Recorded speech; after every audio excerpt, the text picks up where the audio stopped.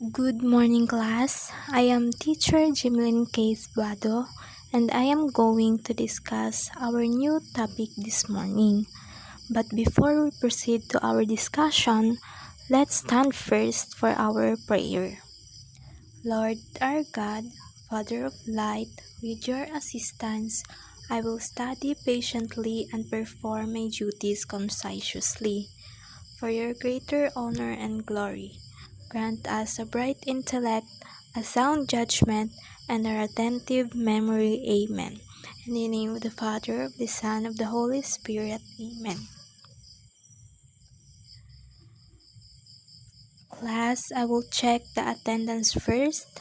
Say present if you're here. Before we proceed to our discussion, I will tell you our classroom rules that you need to follow. First, listen. When someone is speaking here in front, all you need to do is listen, okay? Hindi yung kapag may nagsasalita dito sa harap, is may tatawa sa gilid, at may nagsasalita rin sa likod. Listen is a must. Second, raise your hand if you have a question or an answer. Third, respect everyone.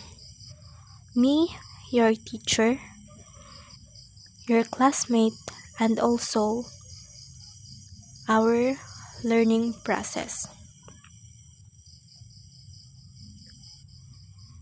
Okay, let's have a review. Who can recall our previous topic or previous discussion? Very good. Last discussion, we tackled about understanding instructional resources.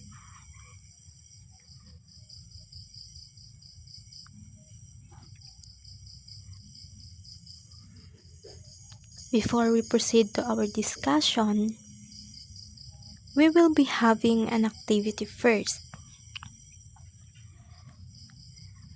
So this is called Human Icon Challenge.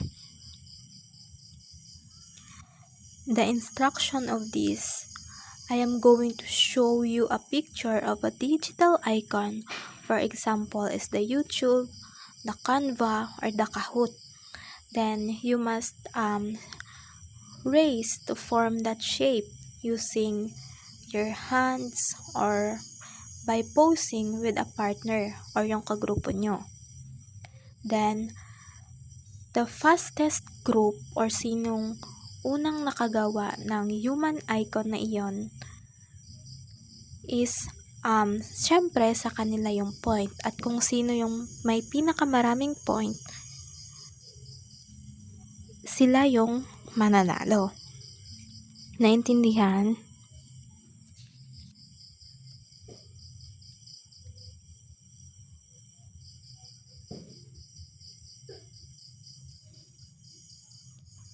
Very good, everyone. Each of you did a great participation. So today, I am going to discuss to you our topic this morning. It is about digital media resources. When you hear the word digital media resources, ano yung unang pumapasok sa isip nyo? Very good. So, digital media resources are electronic tools and platforms used to create, present, and share information. Teachers use them to make lessons more engaging, interactive, and easier to understand for students.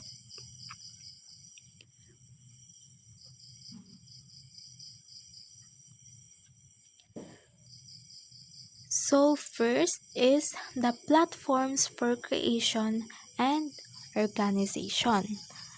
First is the Canva. It is a graphic design tool used by teachers to create high-quality educational infographics and posters. It provides ready-made templates that help teachers easily follow the 6 by 6 rules or the 6 lines, 6 words para hindi masyadong crowded yung mga slides. So it makes lessons materials clear, organized, and visual appealing. Next is the Google for Education. The Google for Education, it offers tools such as Google Slides, Docs, and Classroom, which is it allows teachers to create interactive slide decks, which is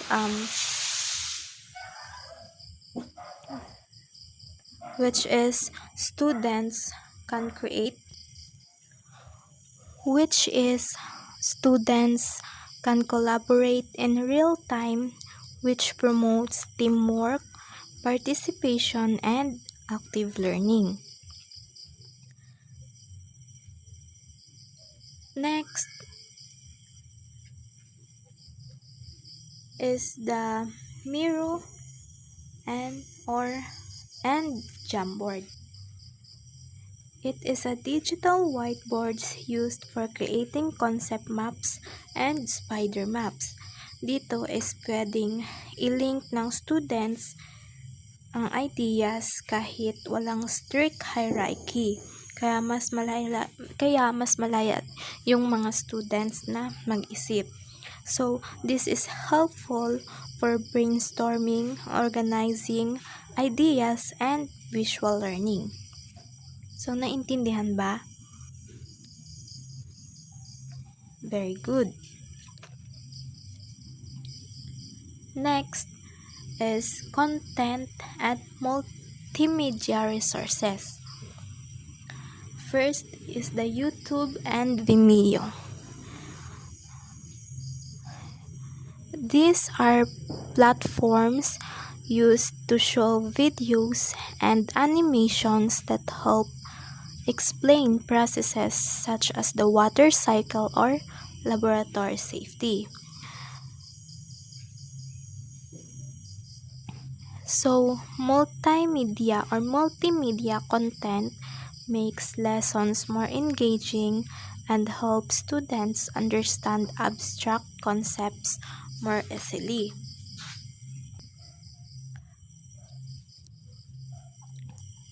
Next is the Khan Academy. So, what is Khan Academy?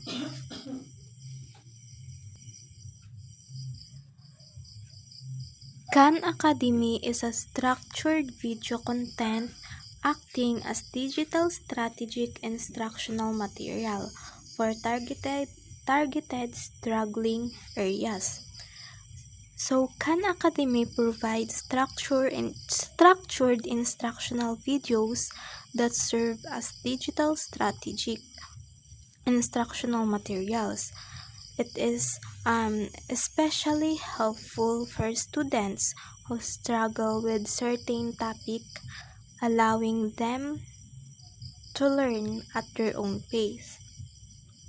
So, naintindihan ba kung ano yung Khan Academy? Very good. Next is the Book Creator. It is designed customized interactive workbooks that go beyond paper, creating an engaging and non-static experience. So it allows teachers to design customized and interactive workbooks.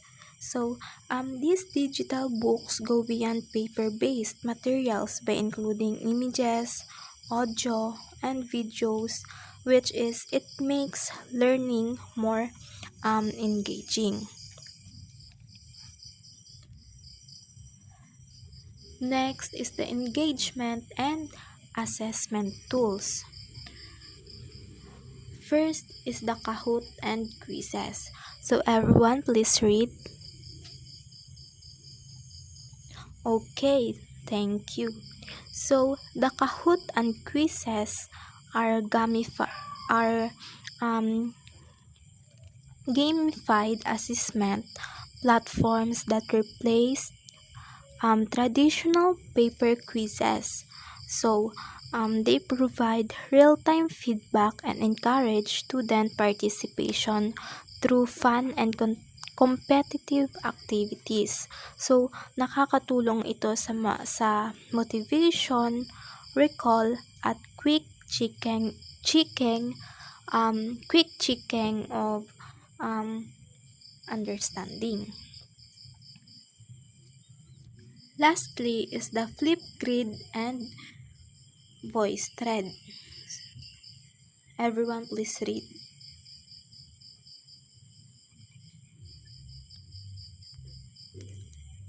So the Flipgrid and voice thread is it encourage learning through play and verbal expression. So they allow students to explain their graphic organizers and ideas through video or voice. Through video or voice recordings, which helps develop communication and critical thinking skills.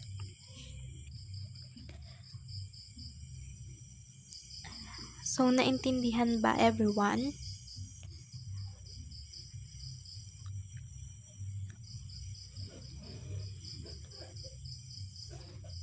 Okay, very good.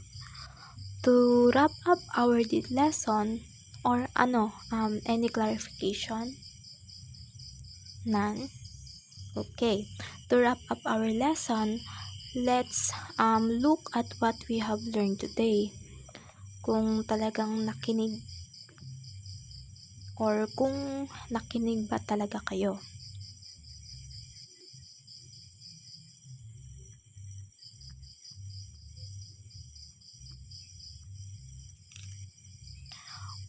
What is particular tool platforms for creation and organization?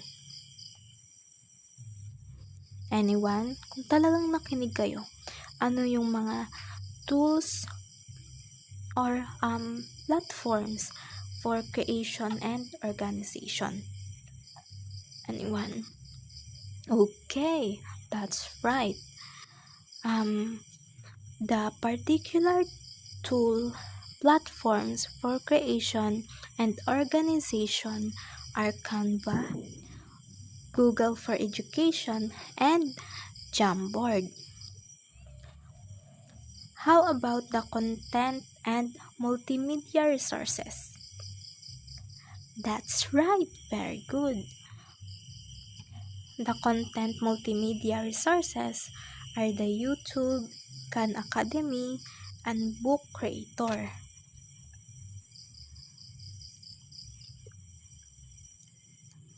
Lastly, what is engagement and assessment tools, or kung ano yung mga kaninang na-discuss ko na yung mga assessment tools. What are these tools? Ano yung mga tools na iyon, or ano yung mga assessment tools na iyon? Okay, very good. The Kahoot, Flipgrid, and VoiceThread.